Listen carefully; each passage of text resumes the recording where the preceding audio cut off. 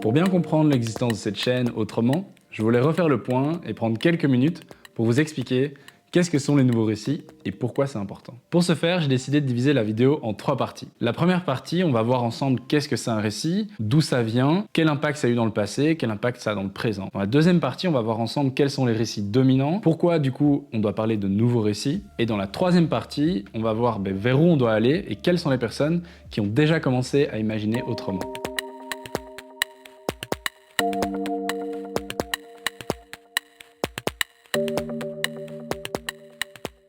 En fait, si on remonte un petit peu dans le temps, on s'est rendu compte que les humains, comme les autres animaux, ne pouvaient vivre que dans un groupe de maximum 150 individus, basé sur l'intimité, la connaissance des uns des autres, et donc la confiance qui en découlait. On constate aujourd'hui qu'en fait, les sociétés contemporaines fonctionnent de quelques milliers à quelques millions d'individus dans certaines villes. Tout ça, ça fonctionne grâce à quelque chose qu'on appelle les récits. Ces récits sont donc partout autour de nous, et c'est ce qui nous permet de vivre en communauté avec un grand nombre de personnes. La force d'Homo sapiens, ça a justement été ça.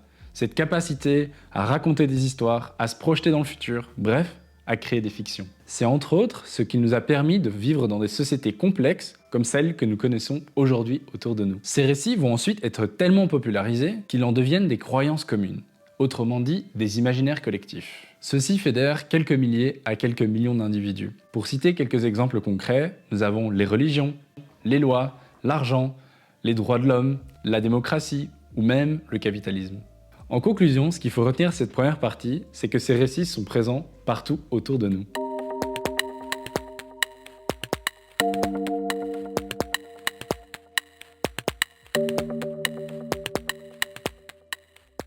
Les récits dominants présents dans notre vie, à vous et moi, sont ceux souvent véhiculés par la publicité, le marketing ou encore la communication. Et ce sont ceux qui font que la société fonctionne et qui sont probablement les plus répandus. Mais en réalité, la plupart de ces récits ne prennent pas du tout en compte ce qu'on appelle les frontières planétaires, ou alors certains des besoins essentiels des êtres humains. Je vous mets en description la théorie du Donuts.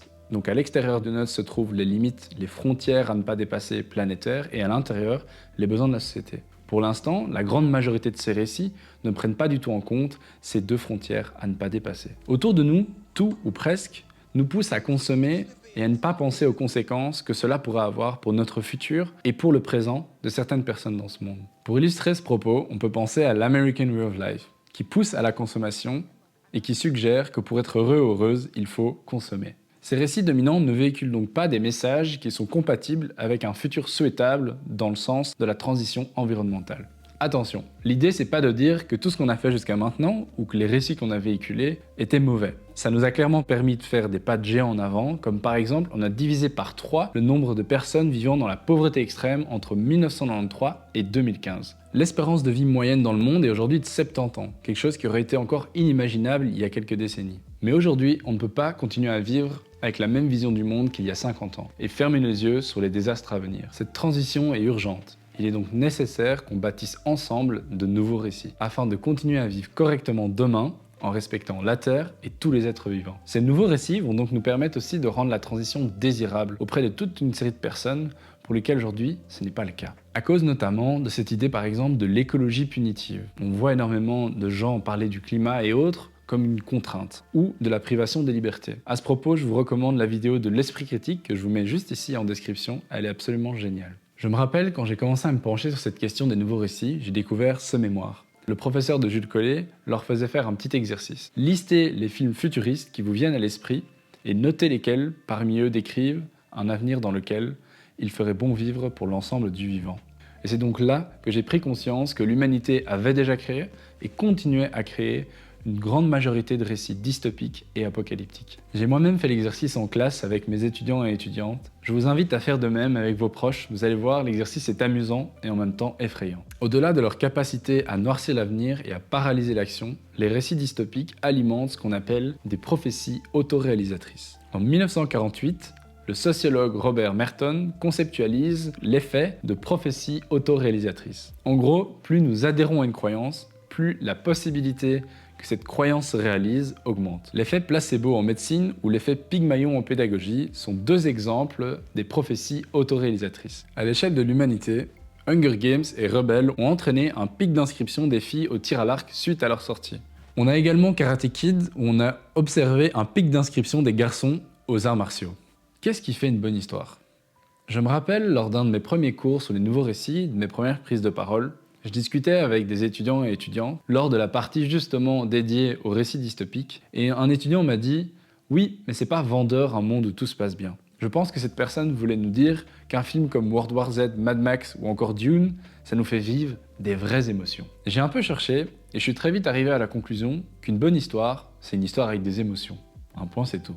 On peut donc très bien avoir un récit compatible avec les frontières planétaires, rappelez-vous l'économie du donut, et des vraies émotions pleines et fortes. En gros, on ne dit pas que tout se passera bien, ou qu'on vivra dans un monde de bisounours, mais simplement qu'on vivra dans un monde plus équitable, plus juste, un monde où il fait bon vivre. Qui dirait non à ça? En conclusion, on peut se poser la question, n'avons-nous pas envie d'autre chose que de ces récits dystopiques? Et n'y a-t-il pas quelque chose d'autre à construire là? J'aimerais finir avec une phrase de Cyril Dion qui m'a marqué, qui nous dit « Pour construire une société différente, il faut déjà l'imaginer ».